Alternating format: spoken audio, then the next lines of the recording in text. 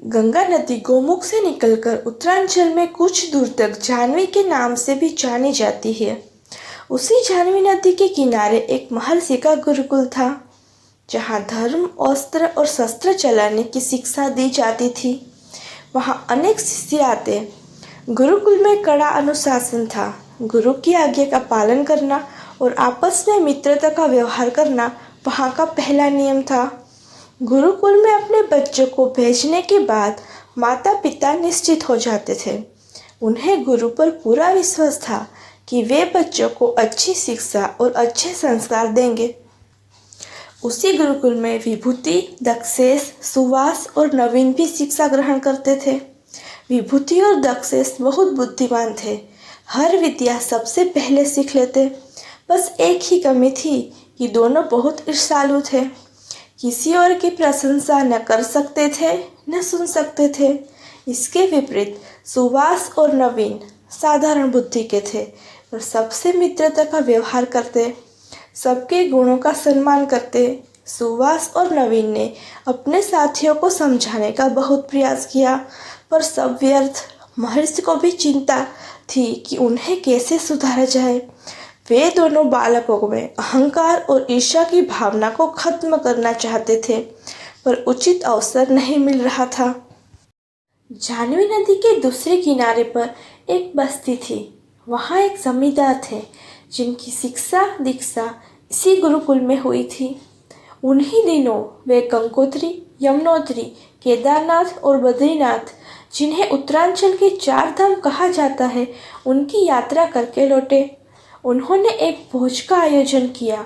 जमींदार ने सबसे पहले गुरुकुल में संदेश भेजा, महर्षिवर, संदेशवाहक के साथ कृपया अपने 2 योग्य शिष्य भेज दे। उन्हें भोजन कराने के बाद ही भोज आरंभ होगा। साथ ही मैं उनकी योग्यता के लिए उन्हें सम्मानित भी करना चाहता हूँ।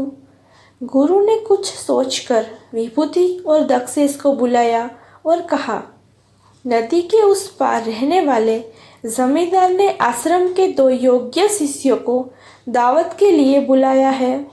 दावत के पश्चात वे उनकी योग्यता के लिए उन्हें सम्मानित करना चाहते हैं।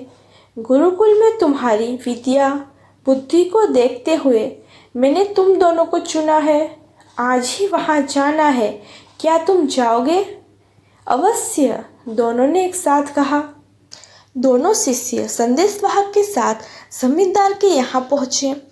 भोजन की सुगंध वातावरण में फैली थी। जमींदार ने उनका स्वागत करते हुए कहा, भोजन तैयार है। आप दोनों दूर से आए हैं। पास ही कुआं है, वहाँ जाकर हाथ पैर धो ले, फिर आसन ग्रहण करें। इसलिए कुएं का चबूतरा छोटा है, एक समय में एक ही व्यक्ति खड़ा हो पाएगा। अतः आप में से पहले एक जाए, फिर दूसरा। विभूति झटपट उठा और कुएं की ओर चला गया। दक्षेश वहीं बैठा रहा। जमींदार ने दक्षेश से पूछा, जो कुएं की ओर गए हैं, सुना है वे गुरुकुल के शिष्यों में सबसे श्रेष्ठ है और बहुत बड़े विद्वान हैं। विद्वान? किसने कहा आपसे कि वह विद्वान है? अरे वह तो खच्चर है, पूरा खच्चर, दक्षेश क्रोध से बोला। यह सुनकर जमींदार ने कुछ नहीं कहा। थोड़ी देर बाद दोनों शिष्यों को भोजन के लिए बुलवाया गया। जब वे खाने के लिए बैठे तो उनके सामने जानवरों का भोजन, भूसा, हरी घास और चने का दाना परोसा गया। उसे देखते ही दोनों क्रोध से उबल पड़े। आपने हमें क्या जानवर समझ रखा है, जो खाने के लिए घास भूसा दिया है?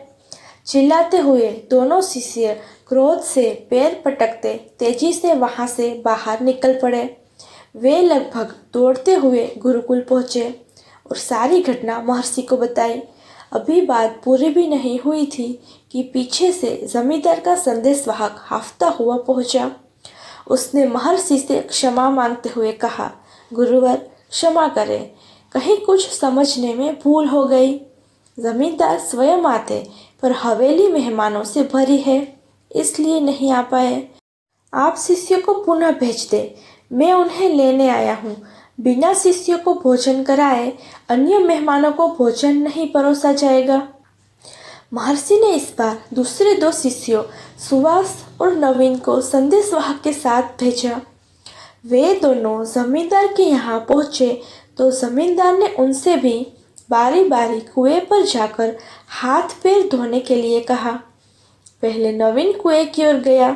सुभाष को अकेला देखकर जमींदार ने वही बात फिर कही।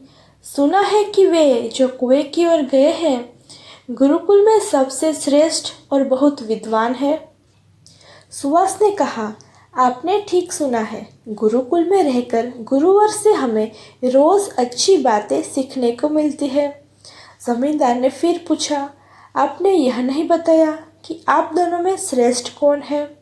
श्रेष्ठ तो नवीन है, सुहास ने बेहिचक कहा। और आप? जमींदार ने पुनः पूछा। मैं तो उसके सामने कुछ भी नहीं हूँ, सुहास ने उत्तर दिया। तभी नवीन लौटा और सुहास कुएं की ओर गया। जमींदार ने वही प्रश्न नवीन से किया। नवीन ने उत्तर दिया, सुहास तो सूर्य है, मैं तो उसकी विद्वता के सामने एक दीपक भर हूँ।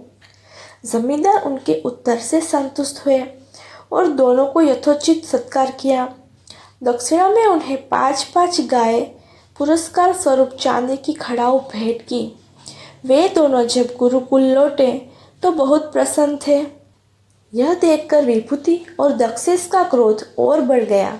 वे महर्षि के पास पहुँचे और कहा, हम दोनों आपके इन शिष्यों से अधिक बुद्धिमान हैं, फिर भी हम अपमानित हुए। आप सब जानकर भी चुप है और नवीन एवं सुहास की प्रशंसा कर रहे हैं। गुरु महर्षि ने उत्तर दिया, यह तो जमींदार ही बता सकते हैं, तो आप चलकर उनसे पूछते क्यों नहीं?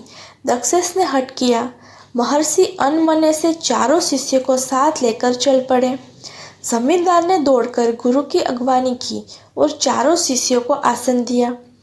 महर्षि ने आने का कारण बताते हुए कहा, वत्स, आपने शिष्यों के साथ भेदभाव क्यों किया? दक्षेश और विभूति का कहना है कि उनका अपमान हुआ है। आपको इसका उचित कारण बताना ही होगा, अन्यथा। जमींदार ने गंभीर स्वर में कहा, महर्षि, मैंने आपसे 2 सुयोग्य विद्वान भेजने का आग्रह किया था, पर आपने मेरे यहाँ बैल और खच्चर भेज दिए। जब मैंने आपके पहले भेजे हुए शिष्यों से प्रश्न पूछा तो इन्होंने एक दूसरे का यही परिचय दिया। अतः मैंने दोनों के लिए जानवरों वाले प्रिय भोजन परोसे। मुझसे कोई भूल हो गई हो तो मैं क्षमा चाहता हूँ। जमींदार की बात खत्म होने से पहले विभूति और दक्षेश का सिर शर्म से झुक गया। उन्हें अपनी भूल महसूस हुई। उन्होंने जमींदार से क्षमा मांगी।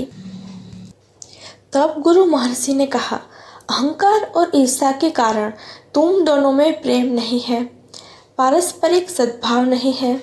इसी कारण तुम दोनों योग्य होकर भी अयोग्य सिद्ध हुए और सभा में अपमानित हुए। वहीं सुहास और नवीन तुम दोनों की अपेक्षा कम योग्य है, पर वे विनम्र, शिष्ट और एक दूसरे के प्रति मित्रता का भाव रखते हैं। इसी कारण आज यहाँ सम्मानित हुए। सबकी भावना की कद्र करना, सबसे प्रेम करना और सबका सम्मान करना ही शिष्य को योग्य बनाता है। इसे सुनकर वहाँ उपस्थित लोगों ने गुरु की प्रशंसा की और गुरु को यह विश्वास हो गया कि अब उनके चारों शिष्य एक समान योग्य होकर घर लौटेंगे।